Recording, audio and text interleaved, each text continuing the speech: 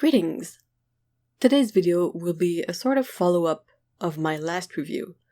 In the last one, I tried out Paul Rubens' regular watercolor in the set of 24 half pans.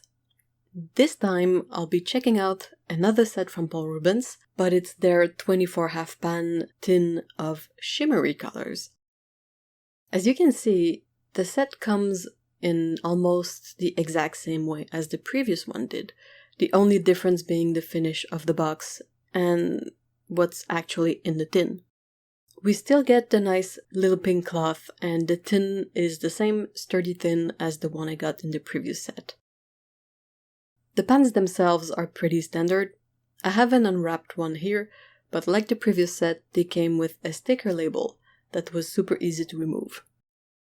I took the time to write the number of each color on its pan with a Sharpie, since the pans are not identified otherwise. There is no number printed on them, there is no name, so it's a bit helpful to copy that information to the pans, because once they're unwrapped, you lose the identifier.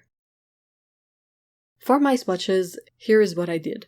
These are cut from Arches cold press paper, and I put an opaque layer of black watercolor ground on one side.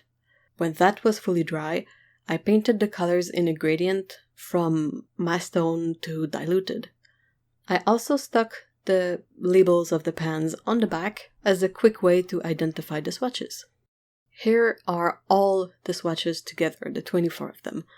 I will go through them in categories that I put together based upon the name of the colors or their effects. The first two colors I put together are Pearl Silver White and Pearl Silver Platinum. Both of these are mostly transparent and hard to see on white paper, but they really show up on the black background. The next three colors all have flash in the name. They are Flash Yellow, Flash Red, and Flash Purple. These have a base color that shows more on the white paper and a strong silvery shimmer, more visible on the dark part of the swatches. Next, I put together 5 colors that have deep interference in their name. So we have Deep Interference Yellow, Deep Interference Orange, Deep Interference Red, Deep Interference Blue, and Deep Interference Green. They have a similar look to them too. I can easily see why they would be put together. Not entirely sure what the deep word refers to, but they show good color and shimmer on either backdrop. These are kind of what I would consider the basics when you think of a shimmery paint, but they are a really nice basic. For the 3 colors that follow, I put them together because they have some color shifting effects. The first one is the more subtle, but the other 2 will definitely not look the same depending on the angle at which you look at them. These are Rose Red, Grape Myrtle, and Golden Maroon. The Rose Red is shifting between sort of rose and red, so harder to notice, but Grape Myrtle, we can definitely see a pink color and a purple color, and the Golden Maroon has a brown and a green color. There are 2 colors that have the word Symphony in their name, Symphony Purple and Symphony Blue. To me, these appear to be more muted colors with a bit less shimmer and saturation than the previous paints. And finally, we have the 9 colors that are left. They are Royal Gold, Bronze Satin, Wine Red, Pink, Shiny Blue, Fruit Green, Dark Green, Brown, and Silver Black. They're all really nice colors. Some are a bit more unique than others, like the dark green and the fruit green, but I also really like the more standard stuff like the Royal Gold. I also really love the Silver Black because it has a nice load of shimmer. Most black shimmery paints I've seen, they were indeed black, but that meant that they had barely any shimmer in them. This one is a bit more like a gray, but it's grayer because of all the shimmer that's in it. I took the time to paint the colors in the chart too. There's a few typos on the chart. I didn't mention it, but there were also a few typos on the chart of the previous set, the regular paints one.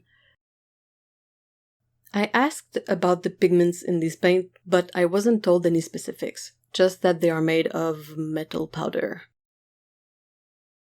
These paints, being shimmery paints, are easier to use if you add a few drops of water to the pan and wait for a couple of minutes. They are very easy to use once they are softened and also very smooth. Generally, I hear a lot about not knowing where to use shimmery paints. The answer would be anywhere you want, but that's not very helpful. Here's a few ideas about using shimmery paints. I find them to be a great addition to original paintings and crafts. They can add a unique touch to handmade cards and artworks, making them really special. Since scanners don't pick up shimmery paints, it becomes all about seeing the effect in person, which adds a lot of value to the original piece. For paintings, I like to add shimmer paints to create a bit of magic or mysticism, like painting the moon in a metallic color or the stars, or having some shimmery sparkles around the subject of the painting. They can also work very well for more abstract design elements in the background, such as painting a halo or a circle behind a character's head. You could also use them to represent a special effect seen in nature, such as the colors of a butterfly's wing or of a beetle's wings casing. Some people use it for the shiny reflection of the sun on water. Basically, your imagination is the limit. There's really no rules about shimmery paints, except maybe to have fun. Feel free to look up on Pinterest or on Google for ways that other people have used shimmery paints. That might give you ideas of things you can then do on your own. Not copy the other guys, but it can spark an idea in you to see how others have used these paints. Overall, I really like this set. My favorite aspect of it is that you have a variety of shimmer effects within one set. I also feel like it covers the basics and has room for some unique colors. The tin itself is just as lovely as the first one was. It's nice and sturdy and a really good quality. Also, right now, the regular set of 24 half pans and the shimmery set of 24 half pans are on sale.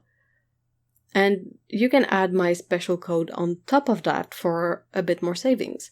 Check the description for the details and I'll have links and all the info in there. Again, big thank you to Paul Rubens for sending me this beautiful palette, and another big thank you to you guys for watching this video. I hope you have a great day. Thank you very much for watching. Take care. Bye bye.